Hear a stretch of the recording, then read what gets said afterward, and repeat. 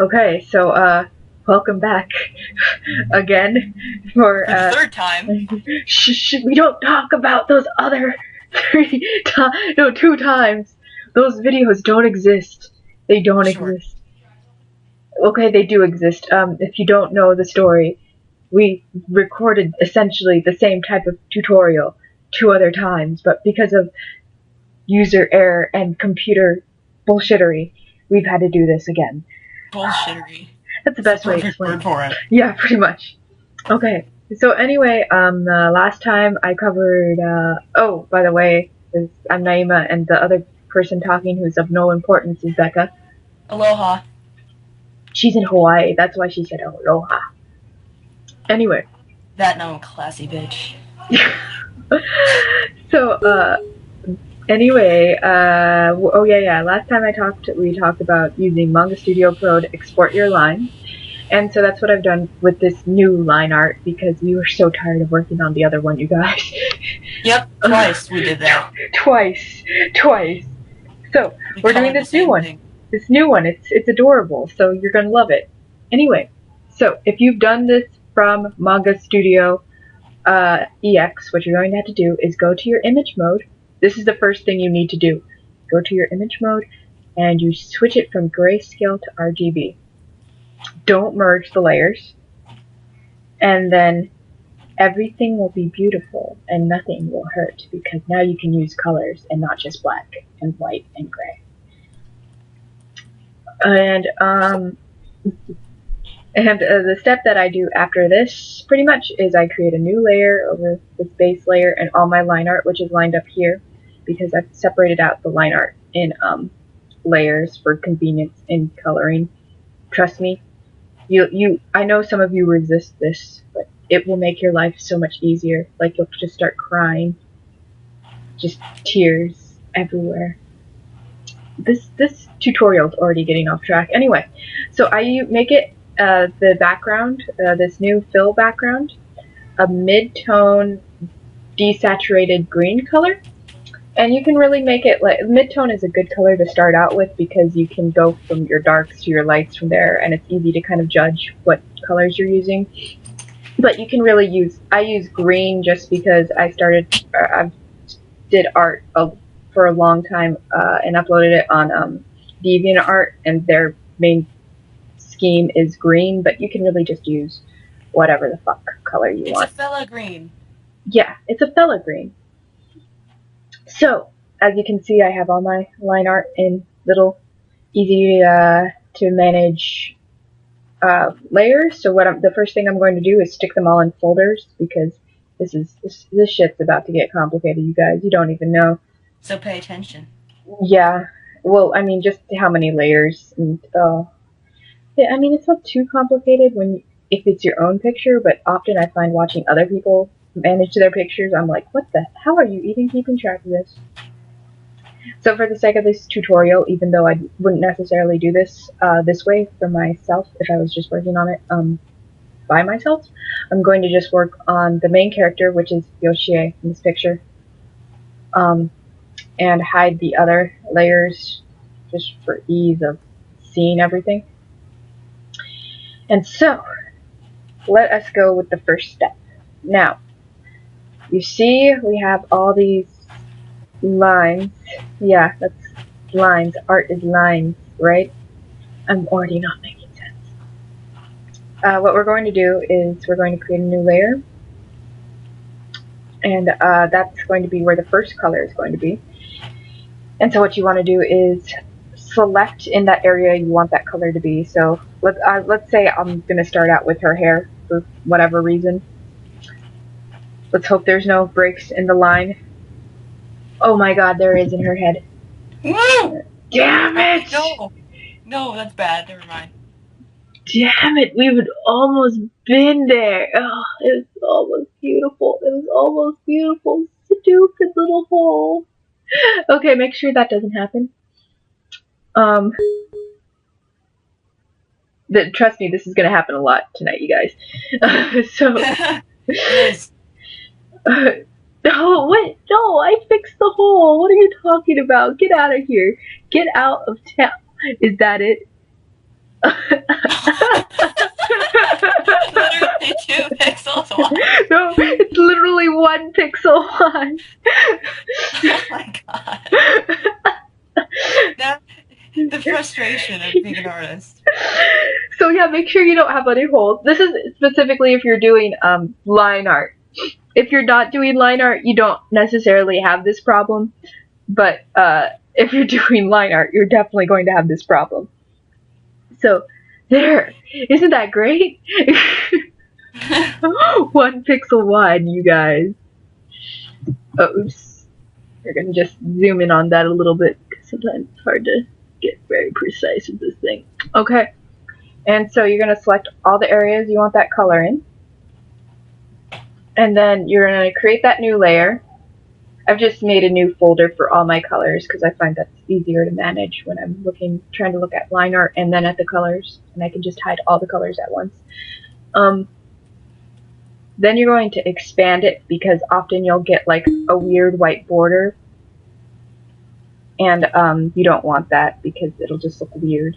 And then what you're going to do, that's why she said weird white border. Yeah, it just looks weird. Trust me. What you're going to do is you're going to hit the masking button. And that masking button is right here. It's a little square with a circle in it. You hit it. Now that creates this thing right here. And basically what that means is you can come in here and select whatever color you want.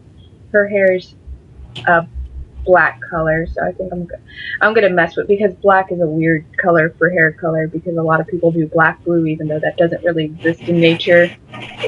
And so I probably will go with a brown blue later, but whatever, that's not important now. So I'm gonna go with this black blue color and I'm gonna fill in her hair. And see, that fills in all the hair color.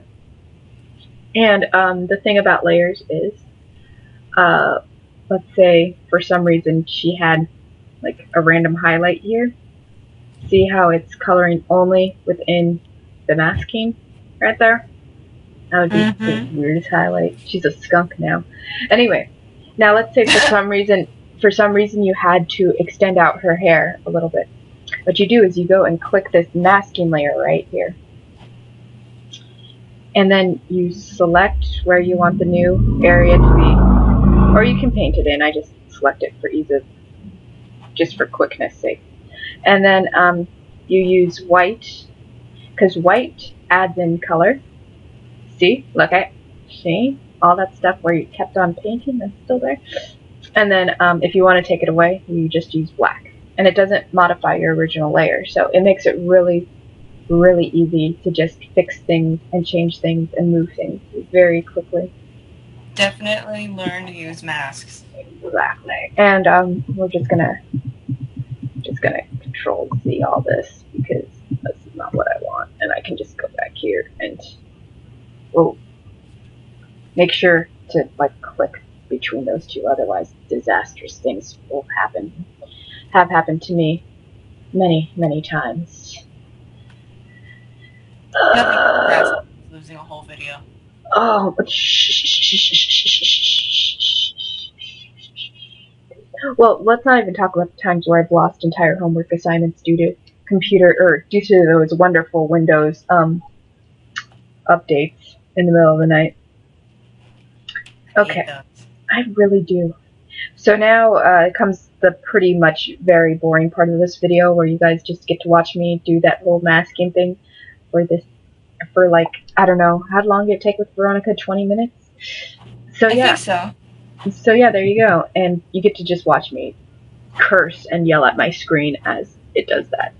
So, Becca, would you like to rant while you mask? Yeah, while I mask, because otherwise I'm just going to be sitting here not saying much. Yes and no. I mean, like, there's nothing really super duper to rant about just yet except learn masks. Seriously. I don't use masks ever, because Side Painter doesn't have masks, does it? I don't think so. I've never actually used Side Painter. Really? I used a Paint Shop Pro, but I use that mostly for web design stuff because I find. I use a lot of Side Painter, and I'm not sure if Side Painter has masks or not. I do believe it does, but don't quote me on that one. Um, Without masks, everything to me is a lot more tedious. I've used masks once before, and I was like, oh, everything's so easy, but I only, like I said, used them once, and I got, like, I totally forgot how. So everything is just, like, super tedious now. With, uh, what, where was my head going? Uh, Um, Photoshop with Photoshop. There's something with masks. yeah, you don't always have to have, like, Photoshop and stuff. Like, she was using Manga Studio. Was Yeah. it Manga Studio? Yeah, I'm using Manga Studio for my line art. Yeah, she uses Manga Studio for line art. Don't be afraid to jump over platforms either. Yeah. Do what you have to do. I mean, I'll do all my work in Sai, and then I'll move it on over to Photoshop for like effects and shit. But otherwise, don't be afraid to jump the program barrier, and really use what's comfortable to you. Like me, I really like Sai Painter not only because it doesn't kill my system, but it doesn't like have all the unnecessary features with that Photoshop does, at least to me. Photoshop was made not only for drawing, but it was also made for photos and manipulations and stuff like that. And so a lot of stuff just loads and bogs down my machine, and I have a really not cool machine. So it worked out for me. But if you find Photoshop easier because, say, it has masks or it has something else that you like, by all means. And if you have like free courses anywhere in your local area for Photoshop and stuff, or even if they're not free, still take them. Especially if you're an artist, they'll teach you how to use stuff that you will never ever use, but they also teach you how to use stuff that you will always use every single day that you didn't even know existed. And with tutorials, definitely like watch a lot of tutorials and learn what other people do so you can find what you like to do the most. Are you done masking now? I'm getting there. Okay, so I did a few things which people may have questions about. When I was doing these two colors, which look really weird, I'm gonna have to fix one of them. I color dropped from this image and from this image. And all y'all may be freaking the hell out, but you guys, it's okay. As long as you're using them as helpful guides and not crutches. So like with reference, you have to be very, very precise and very intentional with how you're using your reference. Like I was using that as a skin color because, quite frankly, I haven't painted this character that much before, and so with other characters, I can, especially ones who I paint a lot, or Nike, I can find their skin color because I know it automatically. But with this character, I'm still kind of exploring with her skin color. I'm kind of adjusting it right now because I'm not happy with how it looks against that blue. And so I did the same thing with this dress because this is kind of the color inspiration I'm taking for this picture. Now, the thing about that is you should paint a lot. You should paint every day. You should paint and paint and paint until you are sick of painting because you should be able to look at something and be able to paint it without color dropping from it. And the more you practice that, the more you'll be able to do it. But if you can't do it, don't sacrifice your image just because you're trying to match something that you can't figure out. That's basically it on that front. And color dropping and referencing and stuff like that, that's not cheating. A lot of people are like, oh, well, you're cheating because you can't do it yourself. Well, when you were about 12 years old and you watched a lot of Naruto or Inuyasha or Sailor Moon and you got all those pictures out and you started tracing them all going, hey, I can draw, that's different, You learn to draw that way. You learn to draw by using other people's examples to trace and practice, like, your form and how you actually draw and move your hands, hand movements, you figure out what you want. when you reference things, real artists use reference all the time. You go on to DeviantArt and you're like, wow, that's a lot of stock. Yes, that stock isn't there just for manipulation. That stock is there also for people to look at and to reproduce in their own artwork by hand and not just to, photo manipulate. Yeah, and so on that front, one second, let me just finish selecting all these little tedious details. Um, if you're allowed to use textures and patterns in your drawings, it's perfectly fine as long as you're doing it the right way and as long as you're using stock images and you're not using like a Picasso painting, because that's just unfair. That's something somebody's actually spent some time on. Like, it has to be a stock image, and now there's websites for this, like for example, we have mayong.com/textures. I will link this in the video description, but this is filled with textures that you're allowed to use in your pictures. And take a note, you can't just copy and paste these over your images because that will look really stupid. You have to figure out and experiment with all of these on your own pictures and figure out how to use them and make them look like they're part of your picture. And even better yet than using these sorts of websites, you can just go outside and take pictures of everything with your own camera. And like, for example, last semester I had to paint a tree house, and I went out with a bunch of my fellow classmates to a farm area, and we just took pictures of everything in the area, and just I used a lot of that in my painting when I eventually did start painting it. So yeah. And there's nothing more professional than having somebody ask, what did you use to reference this? And going, I took the picture myself, because that means that you put the actual effort and time into making the picture original rather than looking at stock images. Now, stock images are a fantastic way to start, but if you take all of your own pictures as well, that's really impressive. I would be super impressed to have somebody like Naima. I had no idea that you took all your own reference with that. So now I'm like super impressed because I remember that piece and how much time you put into it. Oh my god, so much time. So much time. You were like so done afterwards, but still. If I ever hear the name Gary Soto again, the person who said it will die immediately. Gary Soto. Oh my god. That awkward moment when you're about to kill someone for saying Gary Soto. Over Skype. Over Skype, even. Okay, one second. Now, obviously, there are limitations to what you can get reference of. Like, for example, I don't have a kelp. I think there may be an aquarium nearby, but this is on such short notice, I couldn't go to the aquarium and take picture reference of the kelp forest that they may or may not have. So, if you can't get it yourself, don't stress over the fact that you may need to go on the internet and search for it, or even just go to your library and search books on the subject.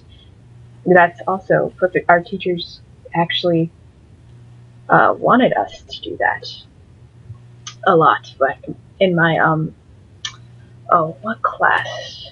I don't know. Every class they're just talking about reference. It's like they're in love with reference. Okay, there's that. And then I'm almost done with this masking, you guys. We can all celebrate. We can go for drinks afterwards. I'm almost done with my line art. Nice. Oh no! Sorry. This line art was ridiculous. There's so many details. We're all drawn here.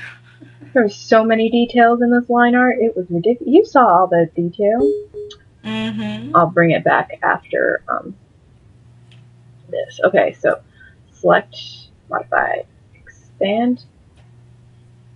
And usually for the eyes and lips and mouth, I just color under the thing because I get lazy, and that's a bad thing. So you should probably mask off the eyes and lips as well. I just get lazy. She just gets lazy, you guys. Yeah, no, especially because I tend to have a lot of holes in the under, or on this bottom lid, because back in the day, back in the day, you guys, I used to not draw in the bottom lid. That was like my style, to just not draw in the bottom lid. Because whenever I did draw in the bottom lid, it would look weird. The bottom lid of what? The eye? So like, Oh yeah, at the bottom. If you do it wrong, it looks like your character's like old. yeah, no, and it just looked wrong. And then finally, I just bucked up and started drawing it, and it looks cool now. So, all right, I'm just for the sake of setting a good example, you guys. I'm going to mask off her eyes and her mouth. Probably I'll just do it all on the same layer because it's really a waste to have that many layers. Because it's like, oh, there's a different layer for the eyes and the mouth and no, you don't need that many layers. Not really. If you can consolidate layers, if they're far enough away from each other, then by all means, seriously. Yeah, it'll save your computer. It'll save your computer. It'll save you time because then you won't have to go searching through all your layers. Although you should be naming your layers. Yes, I was just going to bring that up. Name all of your layers unless you're going to have like 2 or 3. Everybody says name your layers. I should name my layers. I'm being... Naima, why aren't you naming your layers? You terrible example. Okay, so, 1 second. Let me just... Oh my gosh. Sorry, I figured out why my, Photoshop randomly changes, like, the entire layout recently. And so it did that again last night, and that's when I figured it out. I figured out if you accidentally click up here, which I often do if I have it in this half mode. Oh yeah, up there at the little PS sign, it'll change it. Yeah, it'll change it, and so I'm like, God damn it, where is everything? And where is all my settings? And everything is terrible, and nothing is right. Oh, quick note. This is a quick painting note. Never take anything to pure white, because pure white doesn't exist. That's right. Unless it's a light bulb and you're in a hospital. But you don't necessarily want that effect. So the eyeballs, I usually add a slight yellow tint to it or a slight beige tint. Even with the teeth. The teeth aren't going to be this color in the end, but it's a good starting point. And then lips, unless they're wearing lipstick, don't take them to full red or full pink. Or unless it's like a part of the character design, but just tint it a little bit more red. And then take it down, and that should be enough for what color the lips should be. I need to take it down a little bit further. Get out of here, you stupid thing. I don't even know why you open up. I wish I could figure out how to close you, but you don't close ever.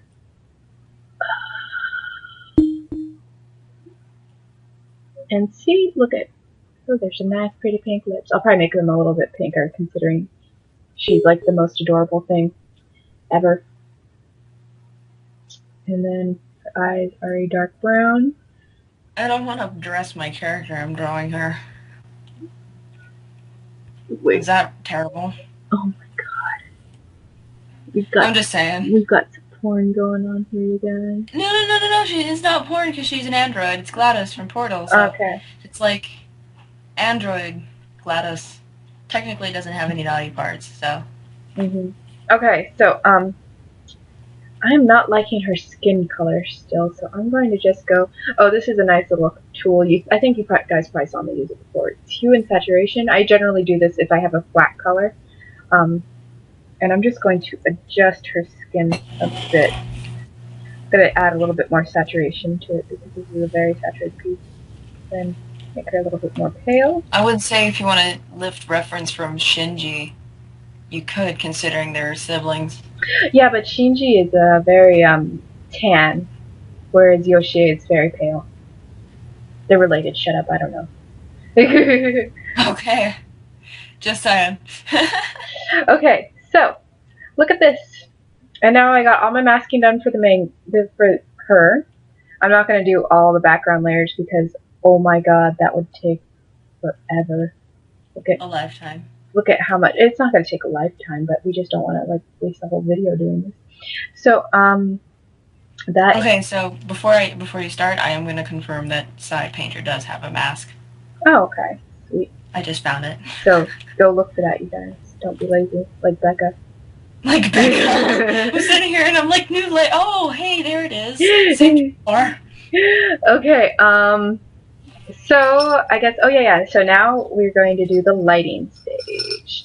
Now the lighting stage is the fun stage. It's the stage everybody wants to do. So, for this piece, so first thing you want to decide is direction and color of the light. And for this piece, I want the light to be an orange color.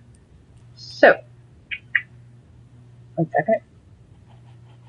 And now I know everybody thinks that lighting is just the thing that like makes a picture look cool or adds all that cool effect, but it's not. Lighting is not about that. Lighting is about showing the form of an object.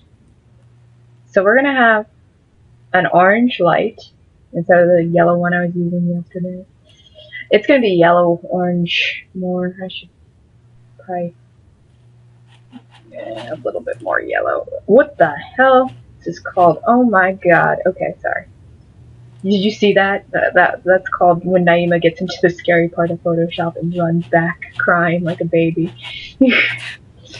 I didn't see it, but okay. No. Like, look at. I just clicked here on accident, and I was like, "Oh my god!" Oh no! There's one of those unnecessary features that you don't really want to mess with ever. Yeah, I mean, I'm sure if somebody explained to me the purpose, like, it'd make sense, but I just don't mess with it. Okay, so I'm using a yellow-orange light, and it's going to be coming this way from the front, so like that.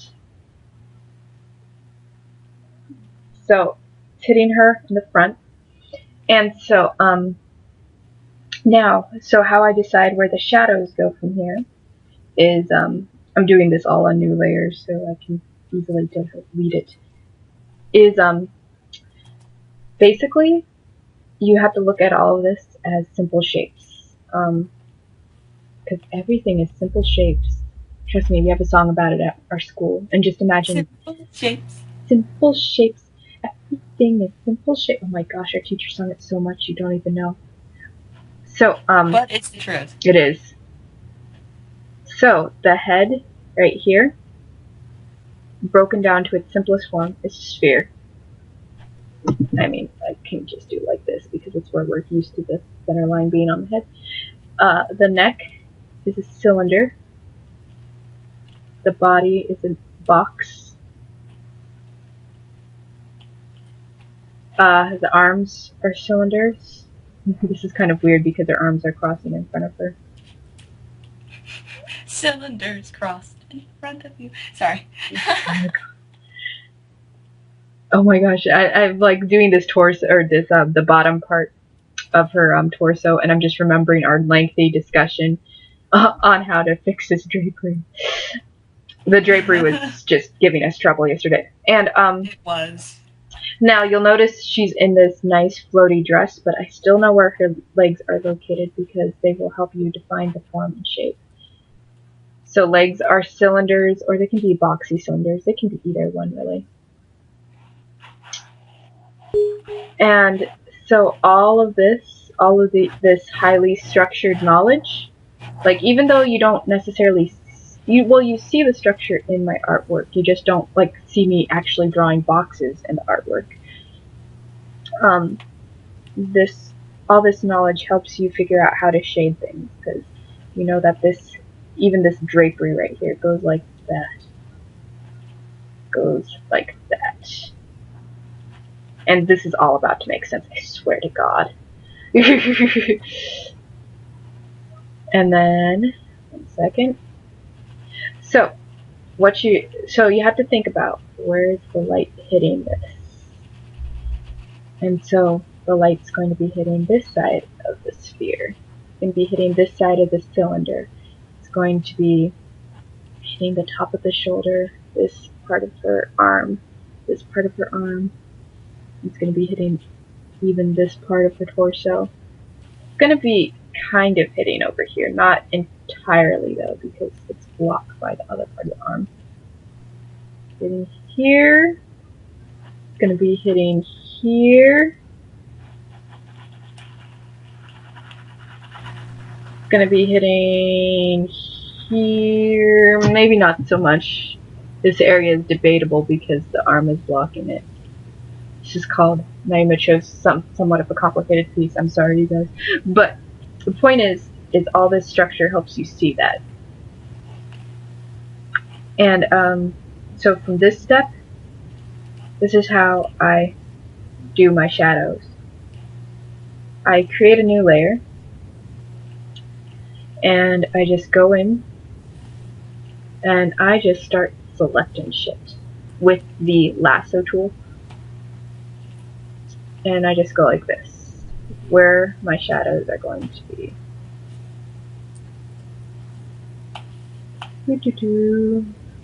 Becca, do you have anything else to rant on while I'm doing this stage? I'm trying to figure masks out right now. Okay. Well, have fun with that. It's really hard. You'd get used to it after. I know it took me a little bit. Wait, what are we doing? I'm sorry. Well, I'm just selecting shit for the shadows right now. I haven't even gotten into my rant about rim lighting yet. Well then I guess I don't need to comment on that part. Well, that's more for when I actually fill in the shadows. I need to take a break from my piece. Let me see if I can find something to rant about here. Let's see, we talked about color lifting. Well, I mean, we could rant about taking breaks from your piece and not letting it kill you.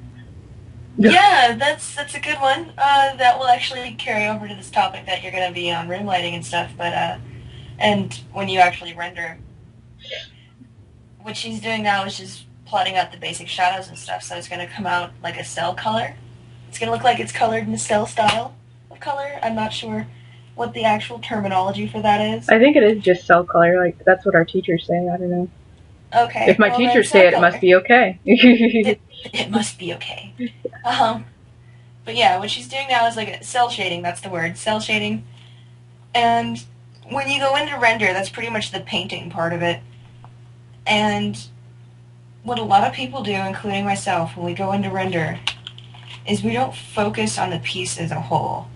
You see how she, like Naima, she has plotted out, like, she's not coloring in one aspect of the dress or one aspect of the picture itself. She's working on the whole picture. She's working on the skin, the hair, the face, the dress, the background, the hair piece. She's working on it all at once.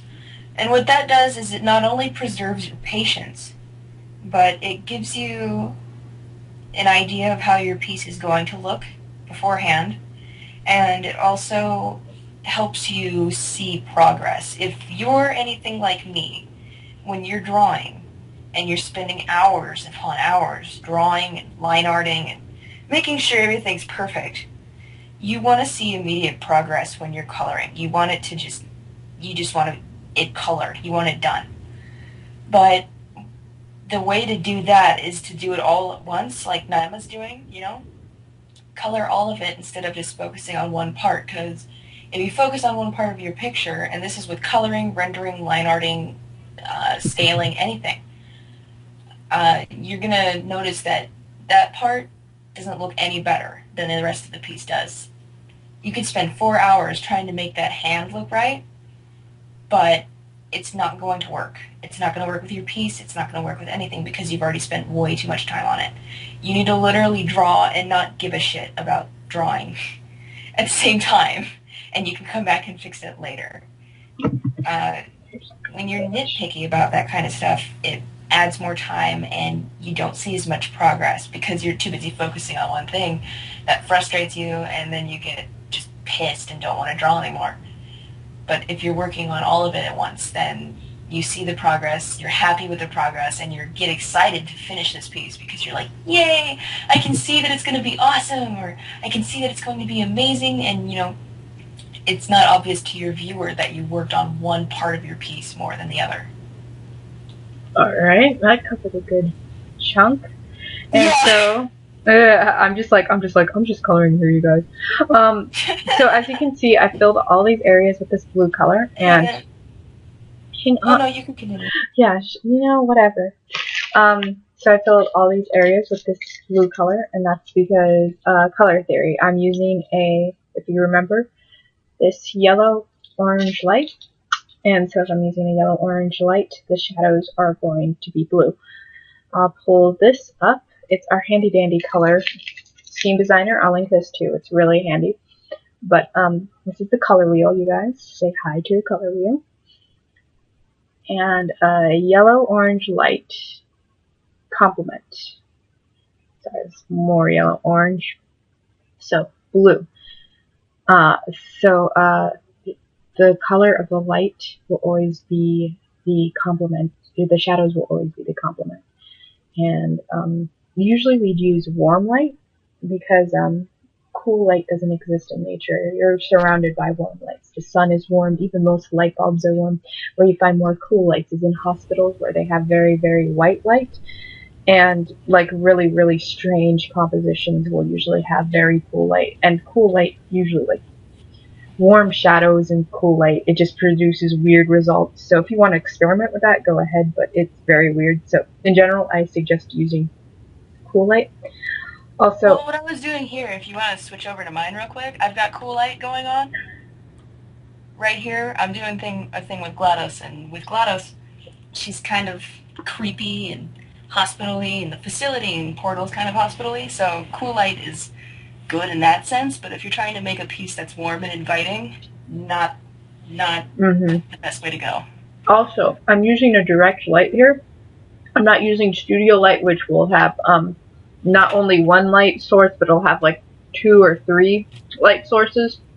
But a direct light is the best to show form. So really, unless you know what you're doing with lighting, only use one light source. So now, what I am doing with this tone I've just put down, this color, is I'm reducing the opacity. And check that out. She's got shadows, you guys. Check it out. And so, I've just noticed I need to fix some. Sorry, this is called Name is being nitpicky, even though she can probably be nitpicky at a later stage. Whatever. This is being an artist. Fuck everyone. So, what I do from this stage is I will take this. I usually select outside the color selection, and I inverse it because sometimes I'll have a lot of little shapes and I don't want to go around clicking all the little shapes. And so I open up all my colors, which are down here in their nice little folders, and I just start color picking that specific color for whatever area. Like for the skin, I just color pick that and I just fill it in. And like this, fill it in. I have no idea what that, that's for the eyes and everything. We can mess with that color on that later. Actually don't have to do for too much for this picture because the hair is getting a different treatment. It's not going to get the same treatment. Alright, and see, there you go. This is where masks come in real handy because look, it just stays in the part of the picture it's supposed to be in and you don't have to worry about it. And so that's how I start out with the basic shadows. Really quick, really easy. Don't even have to worry about it at all. Lucky. Well, I mean, you can do it. I'm over here still cropping color out. Well, I mean, my shadows took forever, so whatever. What the heck? Sorry, I was like seeing if this works, but then it doesn't for this. Yeah, for these it just turns out lighter because whatever, I'll just have to figure out the colors for that later. So from this stage is everybody's favorite stage, which is the rendering stage. Woo! And I mean, really, this is kind of boring to watch because it's just me literally going over the painting for a million years until it looks right. Boring to watch, fun to do. Yeah, sometimes it's fun to do unless you're struggling with an area and then you just want to kill everything. But I mean, other than that, okay, so I guess we can talk more about lighting here. Oh, and I'm about to pull up like 1,000 pretty awesome brushes, and I know everybody's staring at these and going like, "Where the heck did I get those?" And really, I've picked these up from just like literally being in art school, and people will just be like, "I use this brush," and then they throw it at you, and you take it because you like how it looks. Now, remember, it is not the brush that makes the painting. It is the man that makes the paint, or woman. I ain't judging. So, Or how much practice that you put in with the brush is something I like to say. well, yeah, that too. But so just because you're using a pretty brush, if you don't know how to use it, then it's not going to make a pretty result. So, Pretty much. but I'm going to link you guys to go to Fujita's site, area56.de, and he has a bunch of free brushes that you all can use. And he's a guy who came and gets lectured at our school. He doesn't offer all of these brushes, only some of these brushes. I don't, like, literally, all these come from just people giving us free brushes, and I take them, and I'm like, and And you're like, yay. yeah, because I mean, even though everybody's like, it's not the brush, you're still like, oh my god, there's this new brush, I can experiment with it, see if Yeah, it doesn't have to be the brush, but you're still excited about it. Okay, and so I guess I can use this opportunity a little bit to talk about lighting a little bit more. Um, so in the obviously not everything is just two tones, and so everything's going to be shaded more detailedly. But I just wanted to get into the shadow area a bit more. Uh, there's something called bounce light that is basically the area in the shadow where uh, an object is reflecting light into the shadow. And this is what makes pictures look cool. Like, trust me, like, you don't know that it looks cool, but until you actually know what it is. But first off, your bounce light cannot be lighter than your base light, your midtone over here, unless you're using rim light.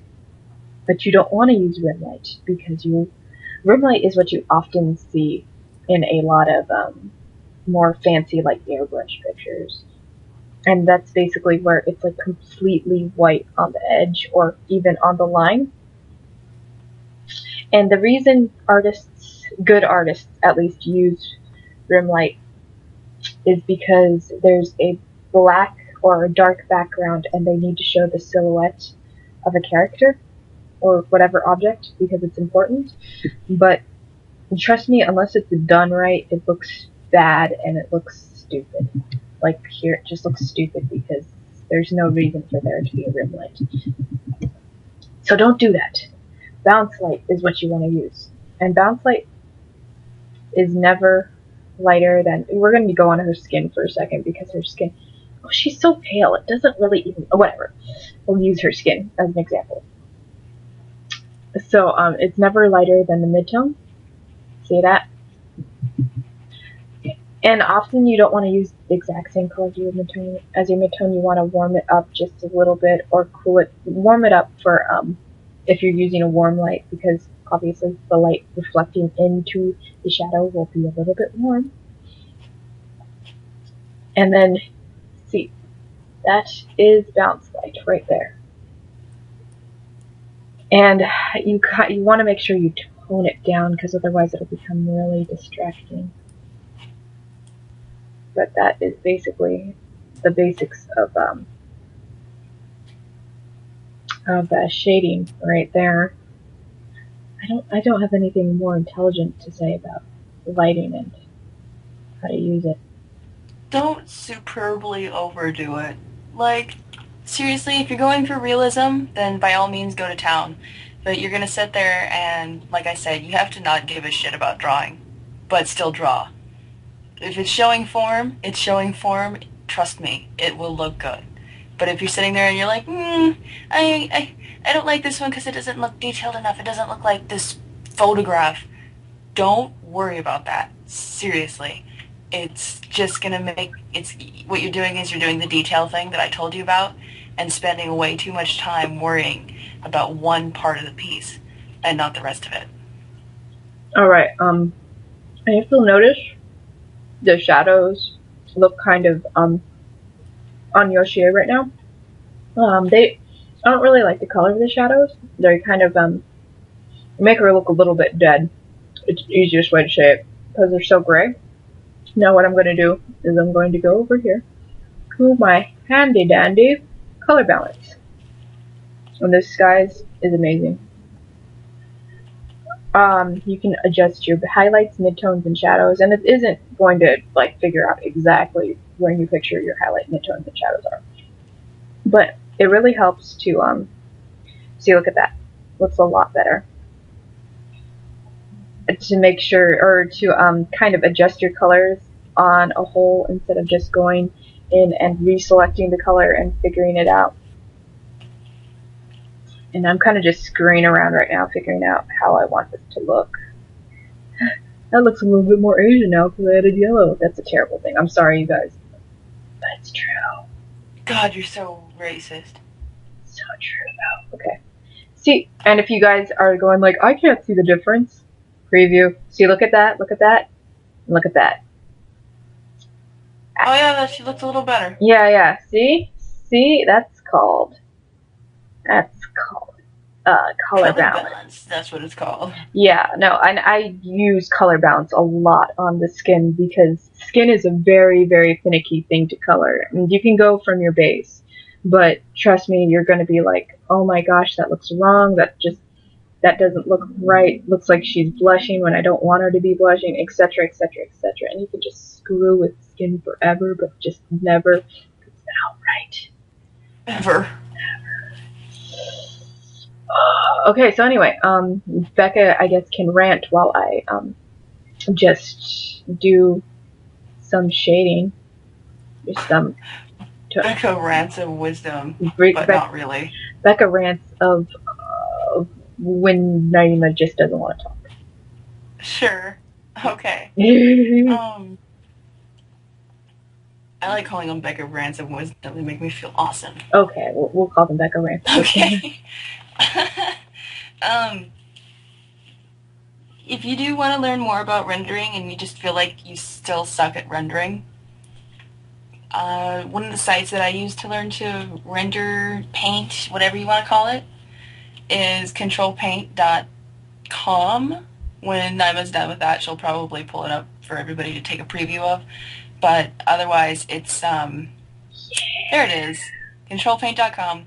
2 tutorials a week for the most part. They're completely free videos. They're lessons on how to pretty much do anything you want in Photoshop, about painting and things like that. And like I said, they're completely free. There's a couple of classes that he will charge you for, like $10 for like 8 videos. But each video comes with an introduction and worksheets at the end, like a lesson, worksheets, anything like that. They will, if you can copy paste them over into your Photoshop and pretty much do the exercise that the person gives you. So it's pretty much like free art school, but generalized down to one area, which is just rendering and painting. He does have some things on figure drawing and things like that. Just go and check it out. He'll give you brushes and stuff as well. Not a lot of brushes, but just some basic ones to start you out digital painting. If you've never done this before, or if you've done it before and you're just looking for more methods, by all means, seriously, go check out that site. I watched the first 3 videos on Digital Painting 101 or whatever, and everything was better. Everything was better after that. Another thing that I wanted to rant about was more referencing. If you do reference things, don't worry about trying to copy other people, is what I'm saying. There are a lot of famous artists out there on DeviantArt that a lot of artists go to, and they look at and they're like, wow, this artist is so amazing. Oh my gosh, Burge is amazing. Loish is amazing. I want to draw exactly like them. You are going to not get anywhere. You're going to be so disappointed with your own results. It's pretty much just like digging your own grave, but the grave is a circle, and you're just going around in circles. um, That's a lot terrible. of artists, yeah, I know, circle graves. Um, a lot of Oh artists my start god, my out this mom's way. on. We'll just watch to see if she like calls me right now. A lot of artists start out this way, and they're worried that their art doesn't look good enough. To anybody who can't draw, honestly, your art looks good. I'm not gonna lie. Your art is going to look good to somebody. It's always gonna happen. And don't worry about people like feeling sorry for you and just saying that it looks good. Trust me. To people with no artistic skill at all, they're gonna be like, wow, that's amazing. So don't worry about praise or anything like that. Don't worry about looking like other people's art. Worry about making things that you like. And you're thinking right now, well, I like this person's art. I like this Loish's art, I want to look exactly like hers. No, you don't. You're not Loish. Every person is different in how they draw and interpret things, and that's what art is. Art is interpretation. So when you are trying to draw, don't worry about what other people's art looks like. Worry about what your art looks like. You get on Tumblr and you see these amazing artists, and you're like, oh my god, I feel like I draw really crappily now. Yeah, that's probably true to your state of mind, but somebody else, might look at your art and then look at like Guavi's art and be like, "Wow, your art is so much better than hers," even though you feel like they're completely wrong. Hey, Uh, Naima doesn't feel like she's a good artist, and I know Becca would kill me. Neither does Becca. Becca feels like she's a shitty artist, but Oh, that makes it sound like you're doesn't saying that care. about me. Huh? No, no. Oh no, I wasn't saying it about No, you, no, but I'm joking. I'm being silly. but another thing with that is a big hill that a lot of artists quit at. They quit when they can't look like other artists, and it's like it's such a shame to watch all that talent go to waste because somebody else is looking at somebody else's art and trying to imitate that look.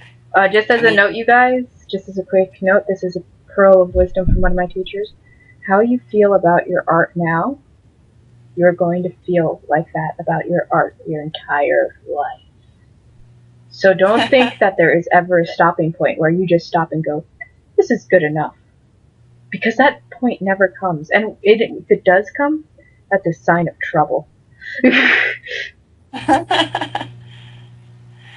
um, what was I like leading up to? I don't remember. You were talking about Tumblr and don't get discouraged by other artists. Right, I was leading up to a different point though. Um, Oh, styles. That's oh one yeah. reason that yeah, styles. Don't Naima was saying this in the last 3 tutorials that we filmed that never came to be.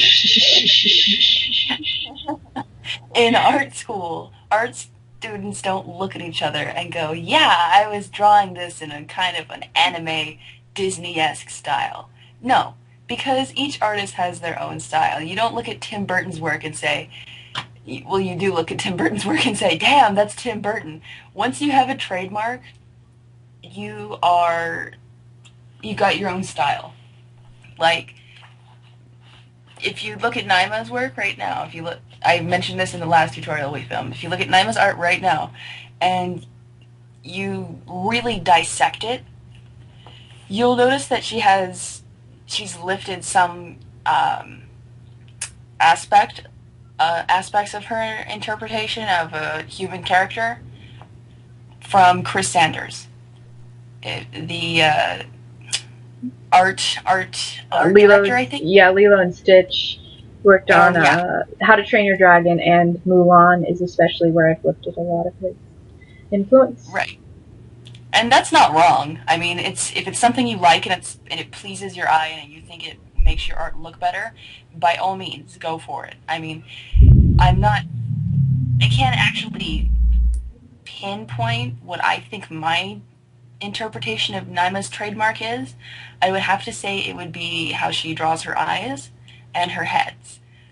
That's how I know, Naima's drawn that work or something like that. Me, I do a lot of bold line art and I do a lot of really big eyes and slender bodies. So not my trademark, but I'm working on it. I mean, if you lift things from other people's art, like, that's totally okay as long as you're incorporating it into your style. Just don't draw, like, scribbly, inky, circular men and be like, yeah, this is totally in the style of Tim Burton. That's awesome, but what did you put into it? You know, what did you interpret from it? That's like a main point of art, I guess. It's interpretation, and I'm talking in circles, but I don't give a shit. My point is getting across. Somehow, somewhere, Becca Somehow. is making a point. Yeah, and that's why I have a lot of art books. I get a crap ton of art books because I want to find that Oh, trademark that's what's wrong. that I like and then lift it and work it into my art. And then when you say it's inspired by somebody, you can say that. You can credit them properly and be like, "Oh yeah, this was inspired by this person." But otherwise, lifting what's the word? Elements. Lifting elements of people's art is totally okay. That's how you shape your own style. Correct, sir. I'm like not even being intelligent right now. I'm just going like, oh my god, the structure in this picture is killing me. Sorry. And rant. This is just called Naima chose a complicated pose to shade. I told you. Well, no, I knew it was a complicated pose. I'm fine with it. I'm just struggling with it a little bit. We sat there. Okay, we sat here for about an hour going, how does this not look right? And it wasn't even in the, see right here, the area that's complicated is the arm section because this arm is casting a shadow on the other arm, but then it's also her entire torso which is casting a shadow, and so I'm trying to figure out exactly how that shadow is being cast, and it's just a little hijinksy to figure out. And it involves constantly backing up and looking at your picture as a whole, going like, okay, and then zooming back in and fixing. And that's one thing that you got to do often too is zoom back and see how everything looks, because you could be like, oh right, this eye looks fantastic, and then you're gonna zoom out and be like, never mind, and erase it all. Exactly. 1 second, I want to adjust this really quick. And I mean, I think we covered pretty much everything. For the most part. Yeah, I'm sure we're about to like click this and then something is going to happen. And everything's gonna go wrong and we're gonna have to record it again? Yeah, I know. I know. Oh my gosh. Oh my gosh. I mean, maybe we should just somehow like intentionally screw this one up, like at the end, and then just so we can have more fun making the next one? No. Because then if we intentionally screw it up, then it won't screw up itself. See where my thinking's coming in? Well, sorry, it's been a very long, poor tutorial day. It's been a very poor. Yesterday was. Well, I guess technically it was today too because we did it at like. Yeah, we did it at like 2 a.m. Question for you. Yes. What was that reference site? I'm trying to look up complementary color for shading GLaDOS and I can't right now. Oh, it is colorschemedesigner.com. Color Scheme Designer. There we go. Autofill. There you go. Right. Thank you very much, dear. All right. So I think we can back out and look at this. It's coming together. I still messing with the skin and figuring out how to add the flow back in and yada yada yada. But we can pretty much end right there for now. I think. Well, let's see it all together. Like all the layers visible. Oh, all the layers visible. All the line art layers visible. Got it. I'm just. There you go. All right. There you go. I don't think we have anything else to cover, so once again, if you guys want me to cover drawing a comic book page, since I have Manga Studio Pro and I once upon a time used it for that purpose, and I can try to do a tutorial on that. Oh my god. Leave some comments, and I'll be in the next one too. You'll be in the next one while I'm doing comic booking. You'll just be making all sorts of comments. Anyway, totally. So yeah, that's it. And I guess I'll see you guys later. I wish I could wave at you, so I'll just wave my cursor. Oh, I want to wave too. You want to wave too? Wait. Wait, let me get my stuff back up. Okay, let's both Wait, just wait, wave our cursors back and forth. wait, I'll draw a hand. Uh, we'll draw hands, little hands waving. This is my hand. This is my hand. Bye. There we go. It looks like a turkey. My And How then can you draw a hand when you're trying to draw a turkey? And you draw a turkey and it looks like a hand. Oh my look god. at I'm writing in Japanese. I'm so fancy. So fancy. Bye bye. Bye, guys. Oh my god, an hour?